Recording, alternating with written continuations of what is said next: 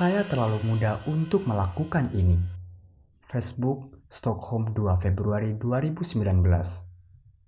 Akhir-akhir ini saya telah menyaksikan banyak rumor yang beredar tentang saya dan sejumlah besar kebencian. Hal ini tidak mengherankan bagi saya. Saya tahu bahwa karena kebanyakan orang tidak sepenuhnya menyadari arti krisis iklim yang dapat dimengerti karena tidak pernah diperlakukan sebagai krisis. Pemogokan sekolah untuk iklim akan tampak sangat aneh untuk orang pada umumnya. Jadi izinkan saya menjelaskan tentang pemogokan sekolahku. Pada Mei 2018, saya adalah salah satu pemenang dalam lomba karya tulis tentang lingkungan yang diselenggarakan oleh Svenska Dagbladet, sebuah koran Swedia. Artikel saya diterbitkan dan beberapa orang menghubungi saya. Salah satu di antaranya adalah Bo Torren dari Fossil Free Desland. Ia memiliki beberapa kelompok, khususnya anak muda, yang ingin melakukan sesuatu tentang krisis iklim. Saya melakukan beberapa rapat telepon dengan aktivis-aktivis lainnya. Tujuannya adalah untuk mencari ide-ide untuk proyek-proyek baru yang akan membawa perhatian pada krisis iklim. Bung memiliki beberapa ide yang dapat kami lakukan, mulai dari pawai sampai ide tentang pemogokan sekolah. Anak-anak sekolah akan melakukan sesuatu di halaman sekolah atau di dalam kelas. Ide ini terinspirasi dari siswa-siswa di Parkland yang menolak untuk pergi ke sekolah setelah terjadi penembakan di sekolah. Saya menyukai ide pemogokan sekolah, jadi saya mengembangkan ide tersebut dan mencoba untuk mengajak anak-anak muda lainnya untuk bergabung. Tapi, tak ada seorang pun yang benar-benar tertarik. Mereka berpikir bahwa pawai Zero Hours versi Swedia akan memiliki dampak yang lebih besar. Jadi saya melakukan pemogokan sekolah sendirian, dan setelahnya saya tidak berpartisipasi lagi dalam rapat. Ketika saya menyampaikan rencana tersebut kepada orang tua saya, mereka sangat tidak menyukainya. Mereka tidak mendukung gagasan pemogokan sekolah dan mereka mengatakan bahwa jika saya melakukan hal ini, saya harus benar-benar sendiri melakukannya dan tanpa dukungan dari mereka. Pada tanggal 20 Agustus, saya duduk di luar parlemen Swedia. Saya membagikan selebaran dengan daftar panjang fakta tentang krisis iklim dan menjelaskan kenapa saya melakukan pemogokan. Hal pertama yang saya lakukan adalah memposting di Twitter dan Instagram tentang apa yang saya lakukan dan segera hal tersebut menjadi viral. Kemudian wartawan dan koran mulai datang. Seorang pengusaha Swedia yang aktif dalam gerakan iklim, Hjalmar Ritz, adalah termasuk yang pertama datang. Dia berbicara denganku dan mengambil gambar yang ia unggah ke Facebook. Itulah pertama kalinya saya bertemu dan berbicara dengannya. Sebelumnya, saya tidak pernah berkomunikasi dan bertemu dengannya. Banyak orang suka menyebar rumor yang mengatakan bahwa saya memiliki orang-orang di belakang saya, atau bahwa saya sedang dibayar atau diperalat untuk melakukan apa yang saya lakukan. Tapi tak ada seorang pun di belakang saya kecuali diri saya sendiri. Orang tua saya jauh dari kemungkinan sebagai aktivis iklim sebelum saya membuat mereka menyadari situasinya. Saya bukan bagian dari organisasi apapun. Saya terkadang didukung dan bekerja sama dengan beberapa LSM yang bekerja dengan iklim dan lingkungan. Tapi saya benar-benar independen dan saya hanya mewakili diri saya sendiri. Dan saya melakukan apa yang saya lakukan benar-benar gratis. Saya belum menerima uang atau janji pembayaran di masa depan dalam bentuk apapun sama sekali. Demikian juga orang-orang yang terlibat denganku juga keluargaku. Dan tentu saja saya akan tetap seperti ini. Saya belum menemukan satupun aktivis yang berjuang untuk iklim demi uang. Hal tersebut sangatlah tidak masuk akal.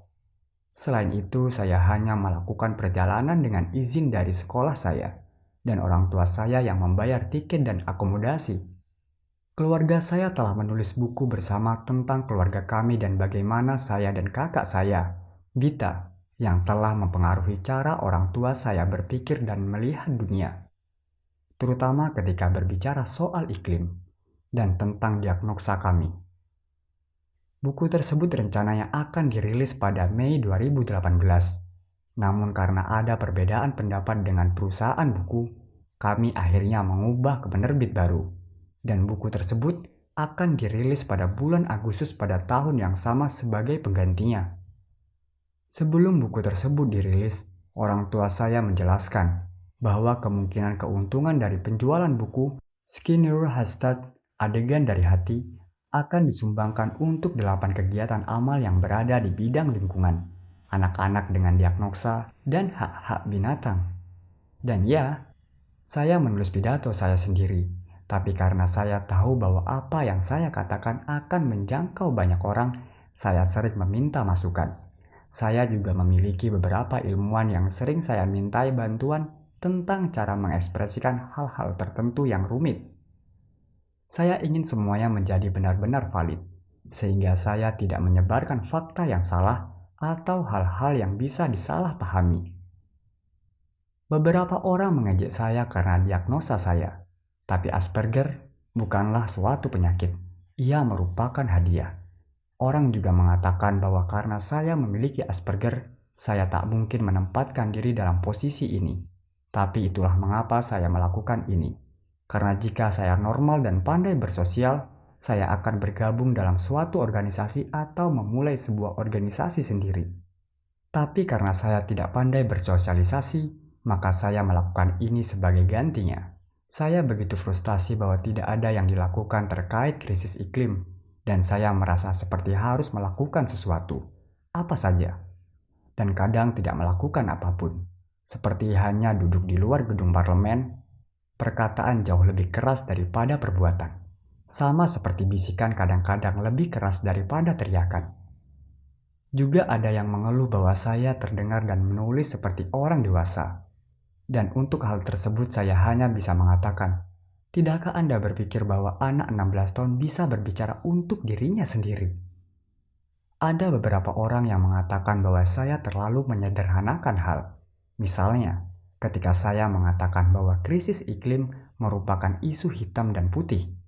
Kita harus menghentikan emisi gas rumah kaca, dan saya ingin Anda panik. Tapi saya mengatakannya hanya karena hal tersebut benar. Ya, krisis iklim adalah isu paling kompleks yang pernah kita hadapi dan hal tersebut akan merenggut segala sesuatu dari bagian kita untuk menghentikannya. Tapi solusinya adalah hitam dan putih. Kita perlu menghentikan emisi gas rumah kaca. Karena antara kita membatasi pemanasan 1,5 Celcius melebihi tingkat pra-industri atau tidak. Antara kita mencapai titik kritis di mana kita memulai reaksi berantai dengan peristiwa cara di luar kendali manusia atau tidak. Antara kita melanjutkan peradaban atau tidak. Tidak ada wilayah abu-abu ketika datang waktu untuk bertahan hidup. Dan ketika saya mengatakan bahwa saya ingin Anda panik, yang saya maksud adalah bahwa kita harus memperlakukan krisis sebagai krisis. Ketika rumah Anda terbakar, Anda tidak duduk dan berbicara tentang betapa menyenangkan Anda dapat membangunnya kembali setelah Anda memadamkan api. Jika rumah Anda terbakar, Anda berlari keluar dan memastikan bahwa semua orang sudah berada di luar. Ketika Anda menelpon pemadam kebakaran, semua itu memerlukan beberapa level kepanikan. Ada satu argumen lainnya yang saya tidak bisa berbuat apa-apa, dan itu adalah kenyataan bahwa saya hanya anak-anak dan kita tidak harus mendengarkan anak-anak. Tapi hal tersebut mudah diluruskan. Mulailah mendengarkan sains yang solid sebagai gantinya, karena jika semua orang mendengarkan para ilmuwan dan fakta-fakta yang selalu saya jadikan acuan, maka tidak ada yang harus mendengarkan saya atau salah satu dari ratusan ribu anak sekolah lainnya yang melakukan pemogokan untuk iklim di seluruh dunia. Lalu kami semua bisa kembali ke sekolah. Saya hanya seorang penyampai pesan, namun saya menanggung semua kebencian ini. Saya tidak mengatakan sesuatu yang baru. Saya hanya mengatakan apa yang para ilmuwan telah berulang kali katakan selama beberapa dekade. Dan saya setuju dengan Anda. Saya terlalu muda untuk melakukan ini. Kami anak-anak tidak harus melakukan ini. Tapi karena hampir tidak ada seorang pun yang melakukan apa-apa dan masa depan kami dalam resiko, kami merasa kami harus melanjutkannya.